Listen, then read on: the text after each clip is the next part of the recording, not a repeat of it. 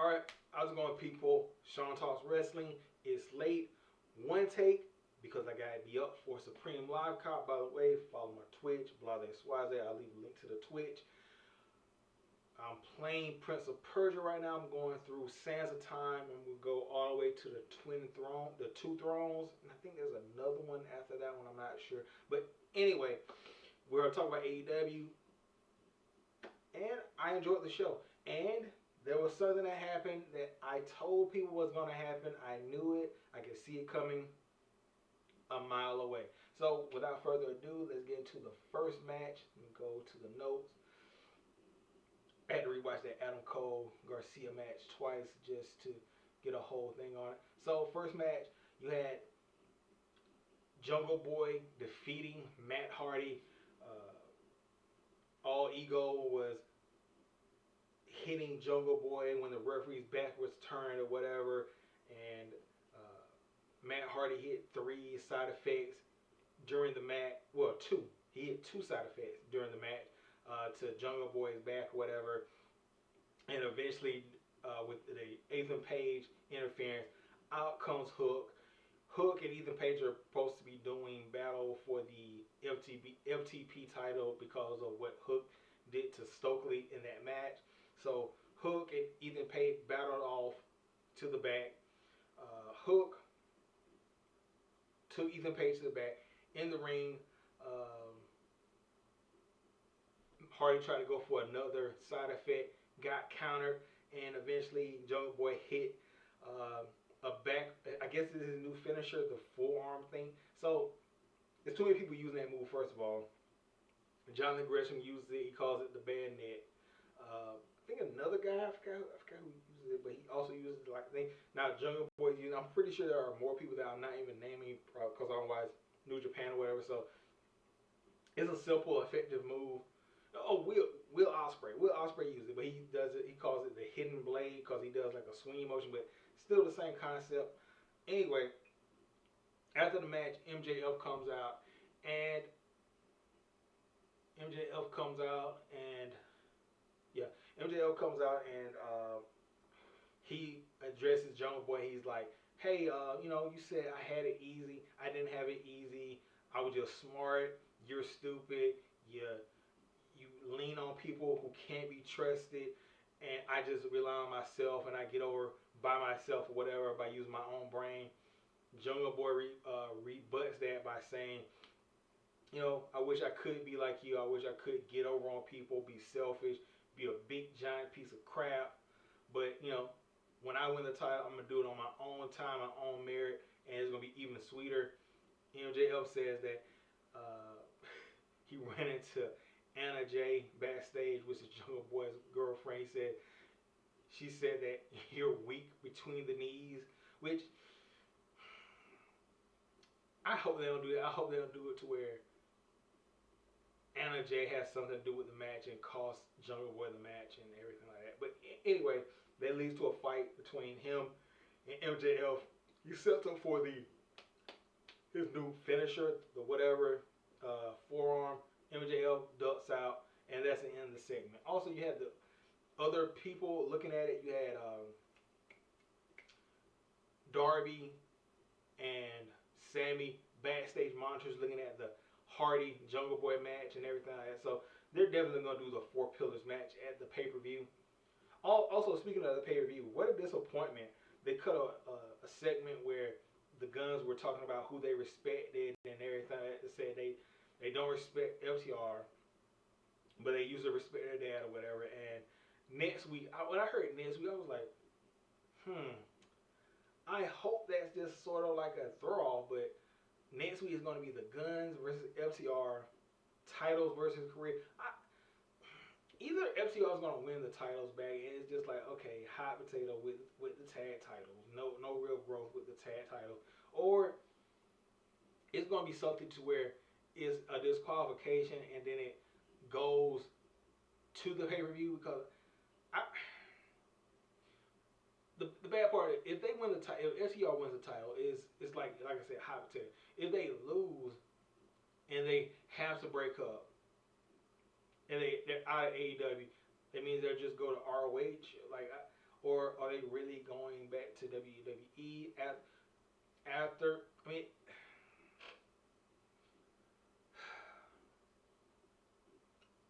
they next week, WrestleMania is this week. They have the match next week. So I don't know if AEW does like the title, like agreements, like after you quit here, you can't wrestle somewhere for 6 months.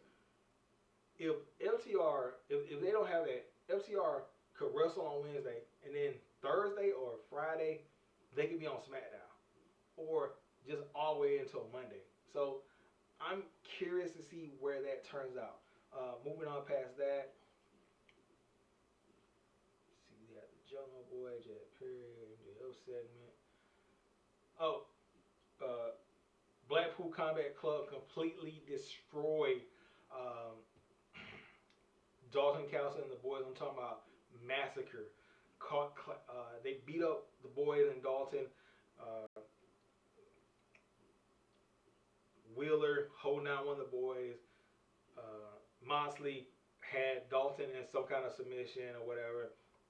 And Claudio in the ring hit another one of the boys with the Ricola bomb. 1, 2, 3. He's out of there. And then backstage, you cut to Hangman Page, and the reporter asked him a stupid question like, "Do you know who attacked the Young Bucks?" And he's like, "Are you serious? Like what?" Anyway, then Don Callis comes in, and he's like, "No hard feelings. You just pulled my arm too strong or whatever, and everything like that." And I fell and I went to apologize and shake my hand or whatever. In comes the BBC out of nowhere, the BCC out of nowhere. They attack Hangman Page, and Don Callis, he's like still standing there with the handshake. I'm like, okay, I guess he's a part of them, which he still could be. Like, it's still up in the air. But Moxley hits him with a forearm, and either he hit him real hard or Don Callis bladed, or like when I say that, obviously people blade in wrestling. But here's what I'm saying: did he hit him hard to where he bladed on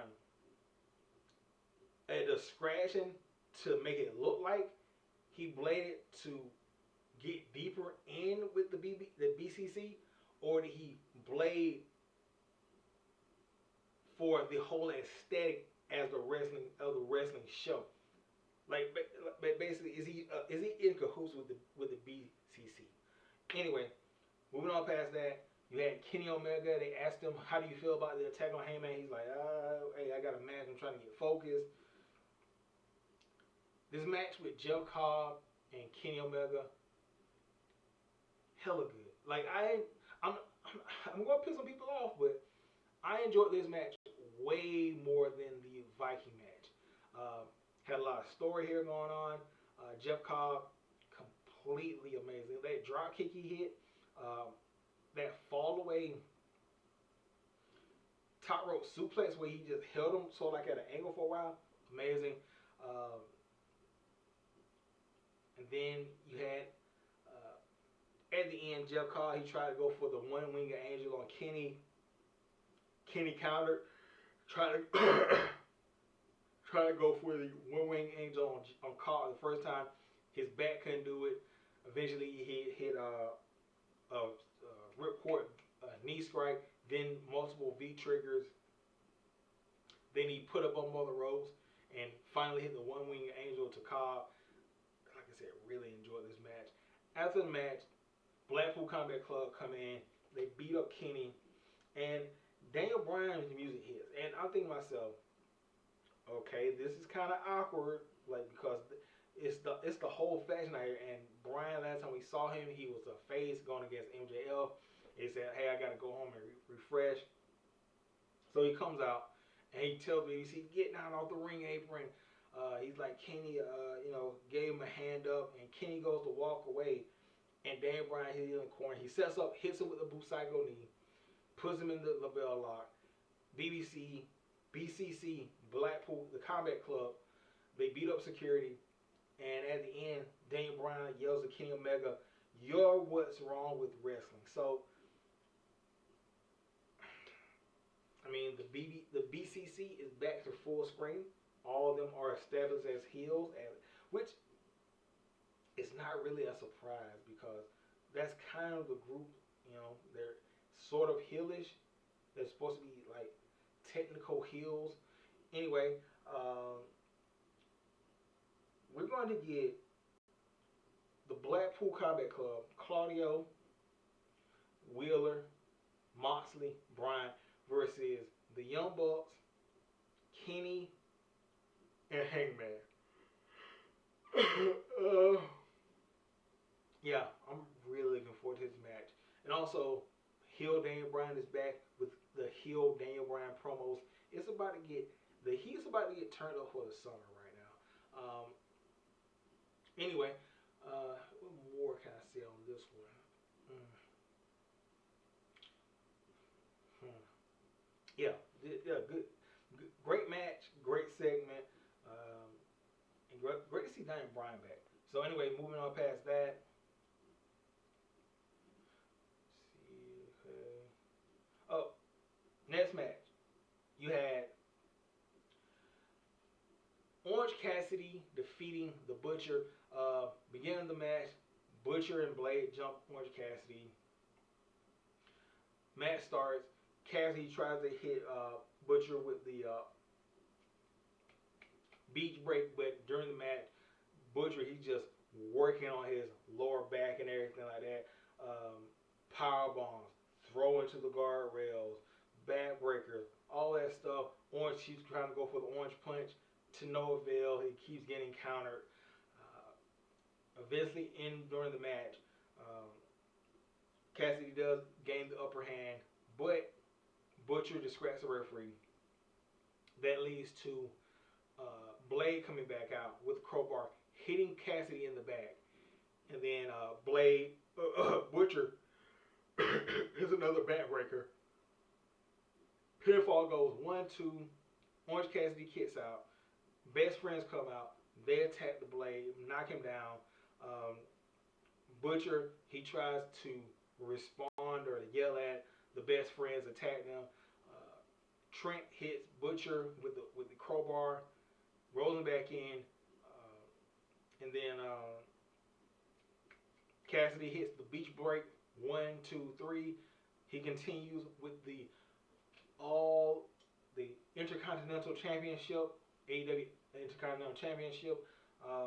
The announcer talking about is making a toll on Orange Cassidy. He's doing things that you normally don't see him doing. So you have to wonder who's going to take the title off Orange Cassidy. He has the momentum. He has the juice. No pun intended. If he's going to lose somebody, it's got to be somebody, a heel that's big, known, that is going to, just like, Cassidy has elevated the belt to a certain status right now, whether you like it or not. When he loses the belt, he needs a heel that's going to, okay, you got all this momentum, people love you, I'm taking the belt. He's got to already have that hate to where people can say, oh, you beat Orange Cassidy, is more hate. Like, his hate in the company has got to be on Cassidy's love level. And to be honest with you, I don't see the only person that's maybe on that level as far as being hated. The Guns with their tag team. People are starting to like the Firm a little bit. No, I don't know. Who could do it. Anyway, also you had a segment with Jane Cargill and her whole squad. She's like, Taya Valkyrie, you beat. Basically, it's about the move. So a lawyer got involved with so she's gonna serve a court order about the wrestling move and yeah. I tried on that one. When I thought about it, stupid. Let it look great, by the way.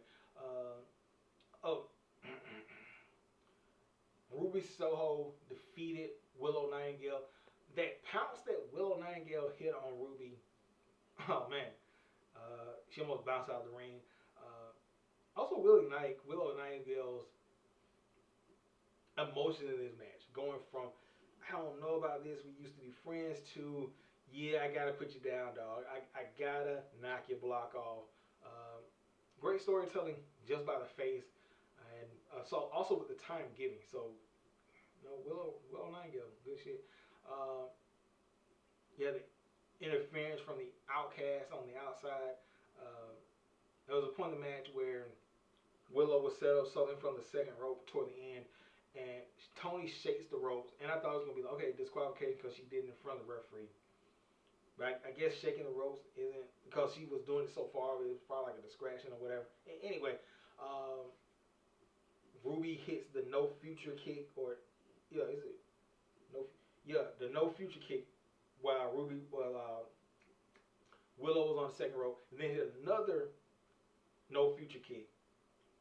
And Willow kicked out, and Ruby's expression on that, another great expression, because she was like, "Oh yeah."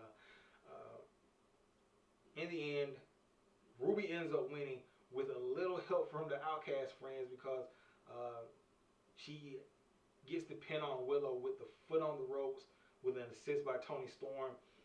They get in there, the Outcasts, they start beating up on Willow, grab a chair to try to Pillmanize Willow's legs. Out comes Rio pipeless. Pipe. Rio with the pipe, that's a scary sight. But she didn't have the pipe, and her and Sky Blue got trashed on. And then Jamie Hayter comes back, takes out the Outcast, tries to hit Tony Storm with a hellacious lariat. Like when she wound her up and went for that lariat, like she really had a little exercise on that because she slid. She was in the middle of the ring. And she slid into the middle ropes. Like she was gonna lay some heavy, thick lumber on Tony Storm. Moving on past that match. Yeah. Oh, well, you had this. You had the main event. Adam Cole defeats Danny Garcia. Solid match. You had Garcia pretty much working on Cole's neck. That arm trap paw driver looked completely nasty. Cole solid in the ring. I don't know. Maybe it's just the commentary because like when you hit that Ishigoroshi neck breaker, you almost hear Mauro Ronaldo's voice. Ishigoroshi, and I don't know, man. It just doesn't feel the same without that commentary. Like commentary can make, like it can make or break. Like, and I think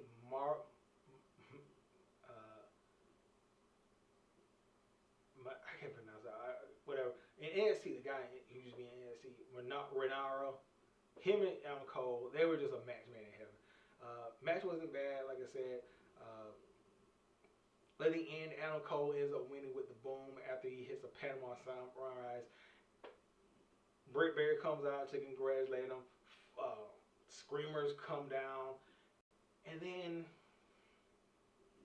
I said it was going to happen, and I knew it. I knew it.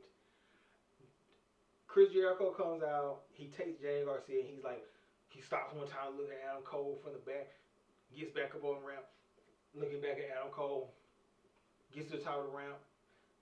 I'm watching you, Adam Cole. Always watching. So, Adam Cole's back. Are you guys ready? Jericho, Adam Cole, baby. How long is this gonna last? Welcome back, Adam Cole. You're locked into a, what is it, March now, going on April. You're from April to maybe June, maybe July. You're locked in a feud with Chris Jericho. There are no survivors. There are no winners in this feud. No. Yeah, you're working with a legend. You're working with an icon, to say the least. But you, at the end of this tournament, you will never be the same again. So, Adam Cole fans, which I am too, I'm talking to myself, enjoy this victory and enjoy this Adam Cole moment because it's about to get scary. Jericho's involved. It's about to get downright disgusting. Like he's gonna be calling Adam Cole a stupid idiot during the matches, going through the whole JAS. Oh, you have not seen the worst of this one. So anyway, AEW Dynamite. Like I said, solid show. Tell me your thoughts about the show in the comment section. Your favorite match. Mine personally, Cobb versus Omega. Best match of the night. And the Daniel Bryan turn, which if you're following AEW, you know how they set their stuff up. They don't have factions, they have clans, just like New Japan. And you see infighting in those clans or factions, and they're back together like nothing happened. You thought Daniel Bryan was going to turn on his whole entire clan? Come on, be serious. So anyway, I'm going to catch you guys later. Peace out.